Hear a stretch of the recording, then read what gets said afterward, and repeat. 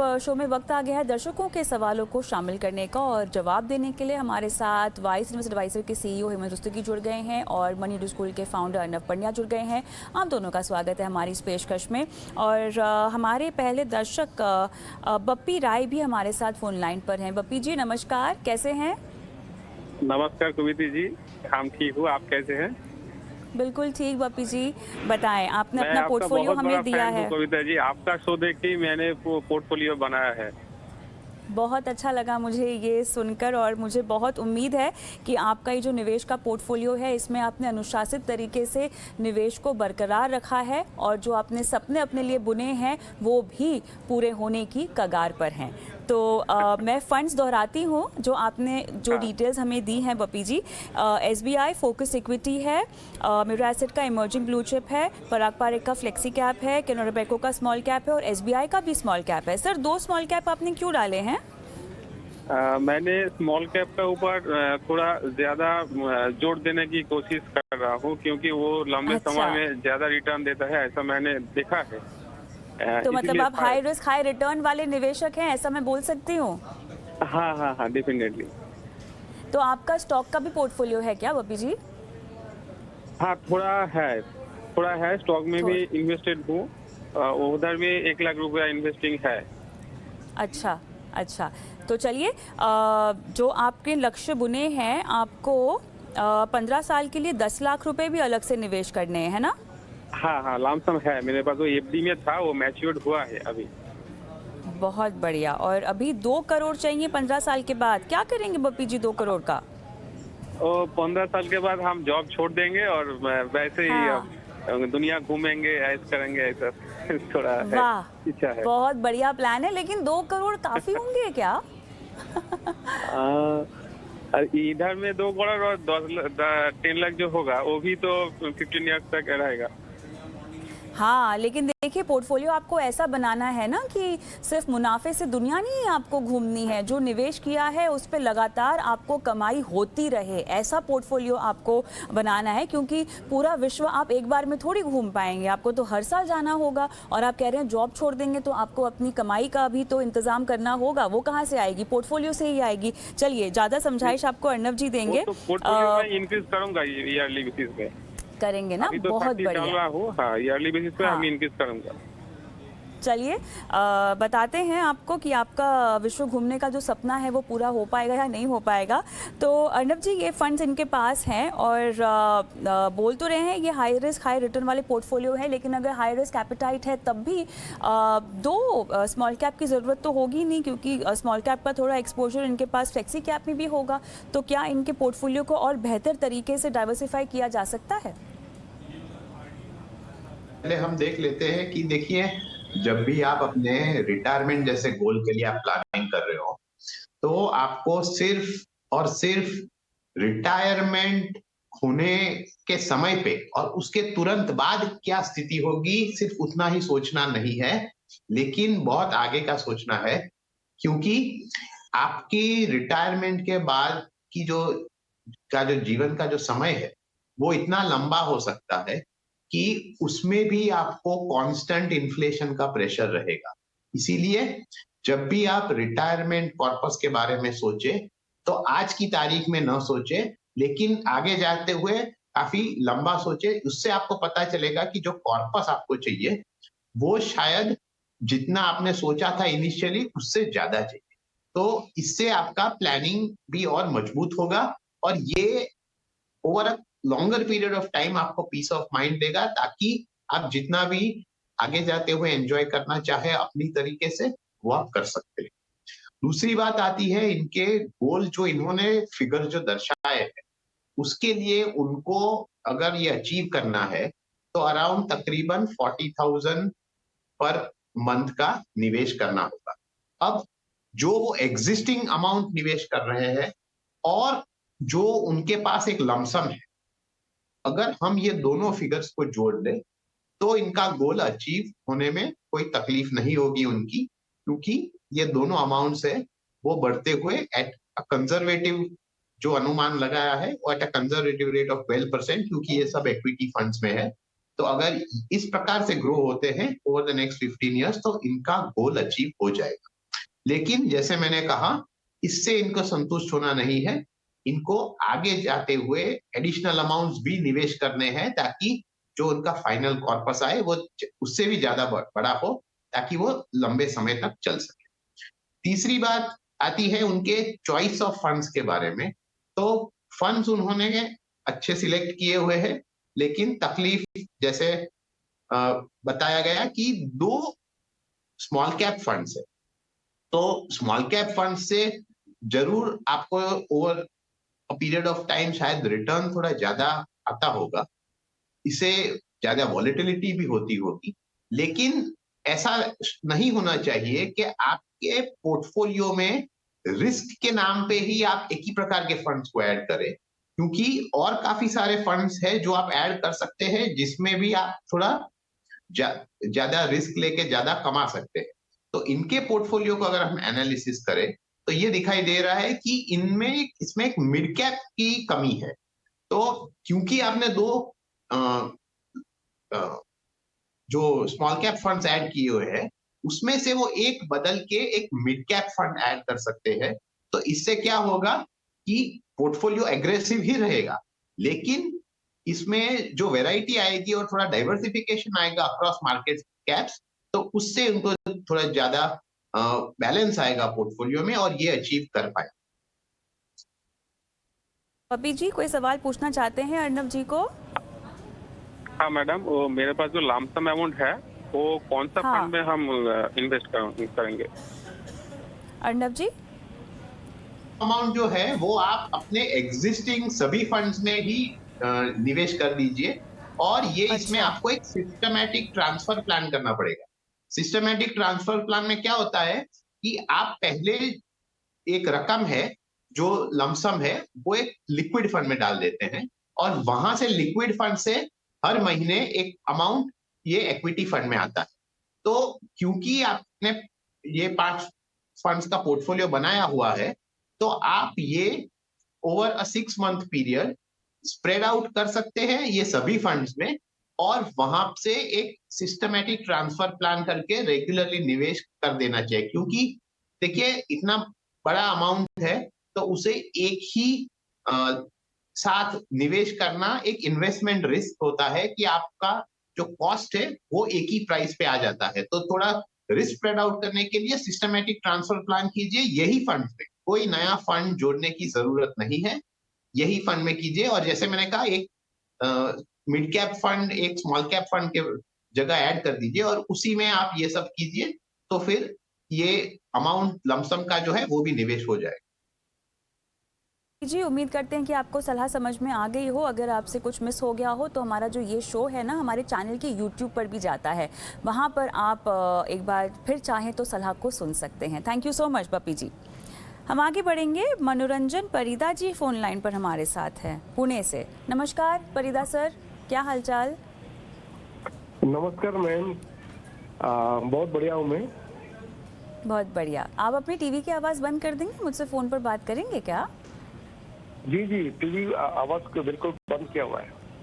अच्छा बताइए sir, funds के नाम तो मेरे पास हैं Canara Robeco, blue chip equity, Parag Parikh flexi cap, ICICI Pru technology, और एक मुश्त जो आप निवेश कर रहे हैं EBSL digital India, Tata digital India, SBI technology opportunity और क्वांट इंफ्रास्ट्रक्चर फंड। सर ये एक मुश्त में तो आपने ज़बरदस्त फंड डाले हुए हैं, इतना जोखिम समझते हैं आप ये सब फंड्स को ना, ट्रैक करते हैं ना? मैम एक्चुअली मुझे इसके बारे में कोई जानकारी नहीं थी।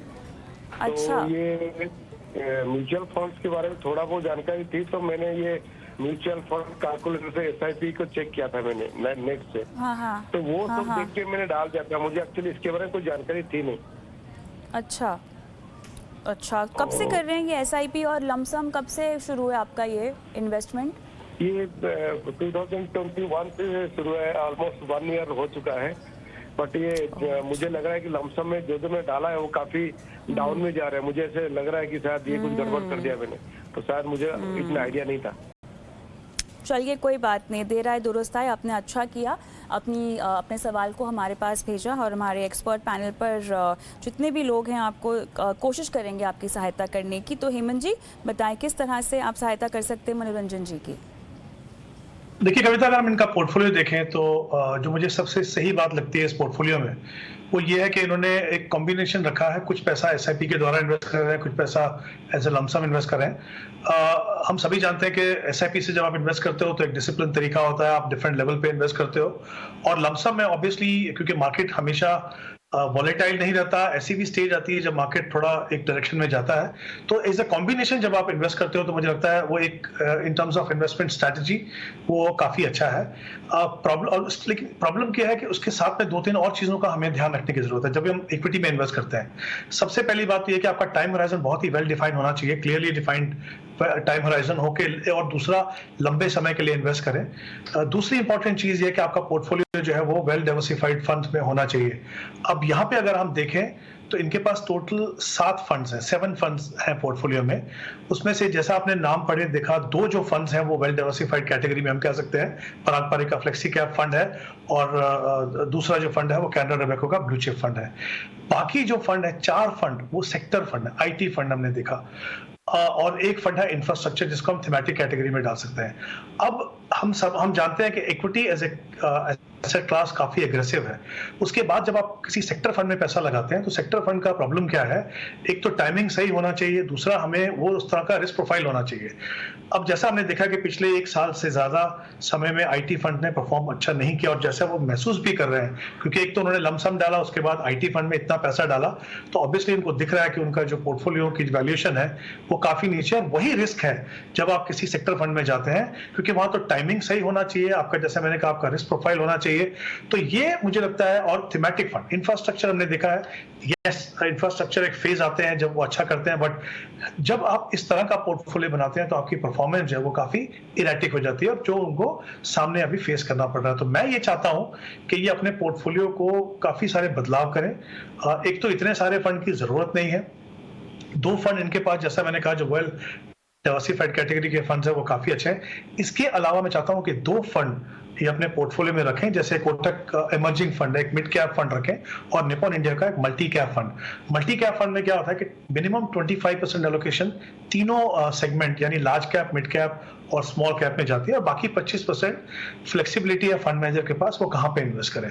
तो ये दोनों फंड का एक एस्टैब्लिश ट्रैक रिकॉर्ड है, और बेसिकली जब हम यहाँ पे बात करें तो मेजॉरिटी पैसा जो है आपका वो हिंदुस्तान की जो टॉप 250 कंपनीज हैं in terms of market cap वहां पे जाएगा। ऑफकोर्स कुछ पैसा जो है वो 25% जो है वो स्मॉल कैप में भी जाएगा, बट ओवरऑल मुझे लगता है एक तो पोर्टफोलियो क्वालिटी सुधरेगी, जो डाइवर्सिफिकेशन आपको आपके जैसे निवेशक को चाहिए इस समय पे वो आपको मिलेगी। तो मैं चाहूंगा कि आप इसमें बदलाव कीजिए, और ध्यान रखिए कि कोशिश करें कि टाइम होराइजन क्लियर हो, और इन इन्वेस्टमेंट को किसी गोल से आप अलाइन करेंगे तो मार्केट में जो वॉलेटिलिटी होती है उसको आपको टैकल करने में काफी आसानी होगी। तो शुरुआत आपकी अच्छी है, जैसे मैंने कहा स्ट्रेटेजी आपकी अच्छी है, लेकिन पोर्टफोलियो में बदलाव करने की जरूरत है, और एक थोड़ी सी क्लैरिटी लाएंगे तो इक्विटी से जो सही मायने में आपके पोर्टफोलियो को जो फायदा होना चाहिए वो आपको मिलेगा।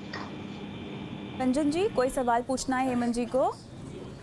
सर जैसे आपने कहा है, तो मैं जो लमसम में रखा है तो ये क्या मैं स्विच कर सकता हूँ अभी कोटक महिंद्रा निपॉन में, या किसी ईटीएफ की तरफ जाऊं?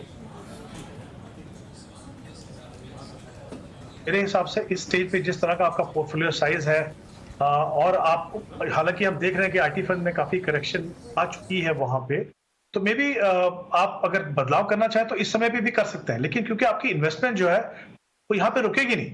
अगर आपने जो पोर्टफोलियो बनाया और आप कोशिश करते रहें, एसआईपी से आप इन्वेस्ट कर रहे हैं, और जब भी आपके पास पैसा हो कोशिश कीजिए उसके अंदर, क्योंकि अगर एक गलती हुई है, आपने एक एग्रेसिव पोर्टफोलियो बनाया है, तो जब भी आपको समझ आए उसको आप बदलाव कीजिए, उसमें चेंजेस कीजिए, और फिर उसको फॉलो कीजिए आगे।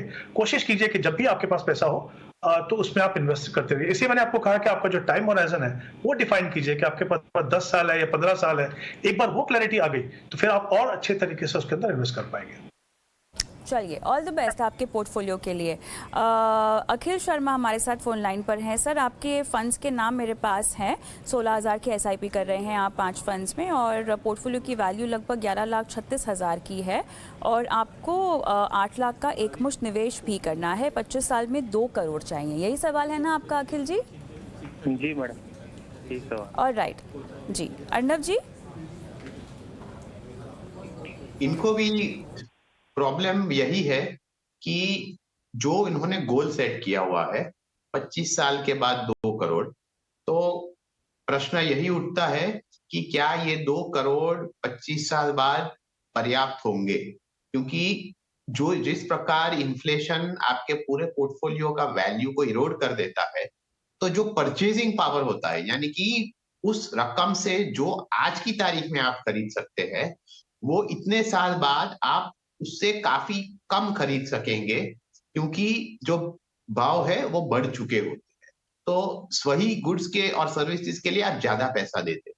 तो जो गोल उन्होंने सेट किया हुआ है वो इस existing SIP as well as जो लमसम निवेश करना है उससे तो अचीव हो जाएगा, लेकिन उनको इससे आगे सोचना चाहिए कि किस तरह से वो अपने गोल को भी एनहांस करें, और क्योंकि इनके पास 25 साल का समय है तो वो रेगुलरली अपना निवेश बढ़ा के एक एडिशनल अमाउंट भी एक्यूमुलेट कर सकते हैं। दूसरी बात आती है उनके पोर्टफोलियो की तरफ, क्योंकि इनका टाइम होराइजन 25 इयर्स का है, तो मेरे हिसाब से उस गोल के लिए एक प्योर इक्विटी इस प्रकार का पोर्टफोलियो की उनको जरूरत है, क्योंकि इसमें ये रिस्क ले सकते हैं। उनका जो एडिशनल डेट इन्वेस्टमेंट होगा शायद एम्प्लॉइज प्रोविडेंट फंड में, पब्लिक प्रोविडेंट फंड में, वो सब अलग है, लेकिन यहाँ पर इस पोर्टफोलियो में उनको एक बैलेंस एडवांटेज फंड की जरूरत नहीं है। तो मेरे हिसाब से जो बैलेंस एडवांटेज फंड है वहां से वो शिफ्ट करके एक फ्लेक्सी कैप फंड में चले जाए, जैसे कि कैनरा रेबोको का फ्लेक्सी कैप, और दूसरे फंड्स को जारी रखे। जो लमसम का निवेश है वो उनको इन्हीं एग्जिस्टिंग फंड्स में डालना है, और वो भी एक सिस्टमैटिक ट्रांसफर प्लान की तरह, यानी कि इन सभी फंड्स के जो फंड हाउस है उसमें पहले एक लमसम लिक्विड फंड में ट्रांसफर कीजिए, और वहां से हर मंथ एक फिक्स्ड अमाउंट इन्हीं इक्विटी फंड्स में आप ट्रांसफर करते रहिए, और तो over a period of 6 months आप ये पूरा ट्रांसफर कर सकेंगे, तो आपका अमाउंट भी निवेश हो जाएगा, आपको एडिशनल फंड्स जोड़ने की भी जरूरत नहीं है। इसी पोर्टफोलियो में इसी फंड्स के साथ एक बदलाव के साथ वो मैनेज कर सकेंगे। और राइट अखिल शर्मा जी, ये आपके लिए सलाह है। समय मेरे पास खत्म हो गया है, झटपट कोई सवाल पूछना चाहते हैं आप अर्णव जी को? मैडम मैं ये पूछना चाहता हूँ कि जो मेरा एक्सिस ब्लू चिप फंड में इस समय करंट 2.5 लाख रुपए इन्वेस्टेड है, तो क्या मैं उसको विड्रॉ करके आईसीआईसीआई प्रूडेंशियल ब्लू चिप में निवेश करूँ? अर्णव जी जी, वो आप कर सकते हैं, और उसमें ओके। क्योंकि एग्जिस्टिंग अमाउंट ऑलरेडी निवेशित है, आप एक लमसम में भी ट्रांसफर कर सकते हैं। और राइट, चलिए अखिल जी, ऑल द बेस्ट आपके इन्वेस्टमेंट पोर्टफोलियो के लिए। और इसी के साथ अर्णव जी आपका, हेमंत जी आपका बहुत बहुत धन्यवाद, समय निकाला और शो में शिरकत की, दर्शकों की फाइनेंशियल प्लानिंग की, बहुत बहुत धन्यवाद। और इसी के साथ हम रुकेंगे छोटे से ब्रेक के लिए, और ब्रेक पर जाएं उससे पहले नंबर देखिए आपकी स्क्रीन पे फ्लैश हो रहा है, हमारा व्हाट्सएप नंबर है। इस नंबर पर क्या करना है, आपको अपने सवाल हम तक पहुँचाने हैं और हम करेंगे आपकी लाइव फाइनेंशियल प्लानिंग।